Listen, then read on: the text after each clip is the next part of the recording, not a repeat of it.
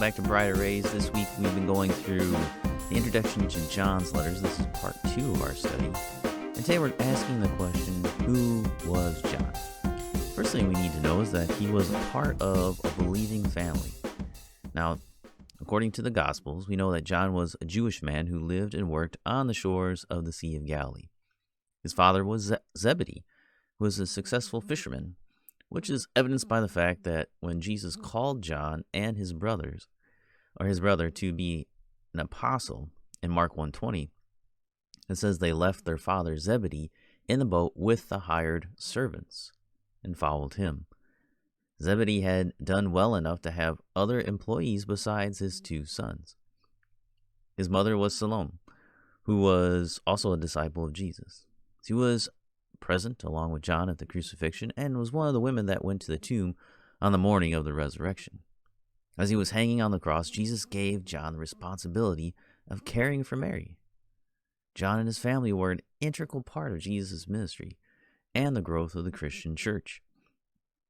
And so that's kind of their religious background. We're Jews but became Christians right away, and the whole family pretty much supported what was going on. Second thing is that he was an eyewitness to Jesus' ministry. John, as an apostle, was an eyewitness to many of the events described in the Gospels. He includes several different details that someone who saw what happened would have known. In the story of the wedding in Cana, John records the fact that there were 6 water jars, and he estimates their size to be about 20 to 30 gallons. These facts are unnecessary to telling of the story, but reveal that he was there. Also before the ascension, the men are out fishing and they catch, it says, 153 large fish. Now, is that very specific fact necessary to the story? Does it help us at all? Does it help the gospel? No, you could have said there was a bunch of fish, right? You could have just said, we caught lots of fish. And there was lots of them, and it took us it was hard to bring them back in. But he specifically says 153. If you counted them, then you put the number in, right? That's what a fisherman would do. At the end of his gospel, John writes, "This is the disciple who is bearing witness about these things, and who's written these things."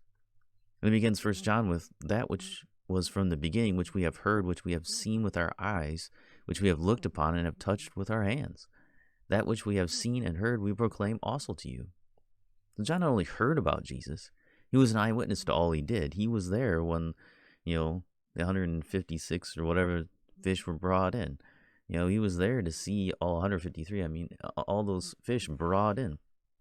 And so he was an eyewitness. He was there. And so John was a religious Jew who followed Christ right from the beginning. He was a fisherman, but he was also one that was present with Jesus throughout the ministry. He was there, eyewitness. And he was also a zealous follower of God. We also know that John was zealous. He was not like what the pictures depict him. He was not weak or quiet. He was a strong man that was a leader amongst the disciples. He was part of the inner circle of Jesus and was one of the 3 that was at the resurrection of Jairus' daughter, the transfiguration, and the Garden of Gethsemane. He also received, along with his brother, the nickname Boanerges, or the Sons of Thunder. After all, it was him and his brother that wanted to call down fire upon people.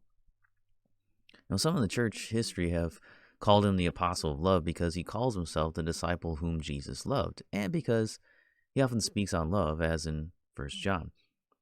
But the love he writes about and displays in the gospel is not a squishy emotionalism that is weak and fickle, but it's a bold, self-sacrificing, courageous, giving all until death kind of love.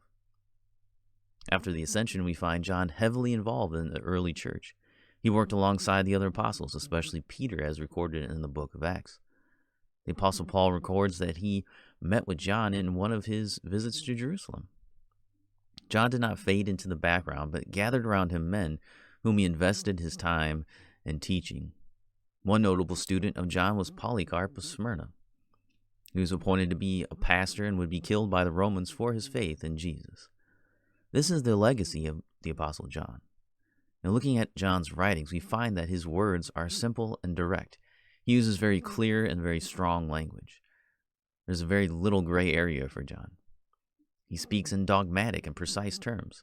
Even in his teaching on love, it is either you love or you don't. There's no in between.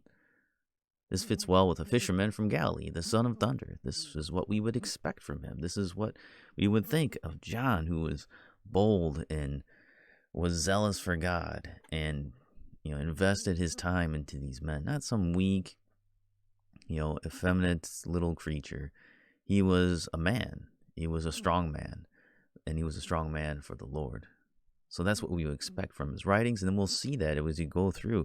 Yeah, he's a great love. He's tender with his people, but yet there is some strong language that he has for them and for those who don't believe. And so we see this mixture of a man who loves the people of God, but he loves with a fierce love. And it's not some kind of weak, wimpy kind of love. It's real love.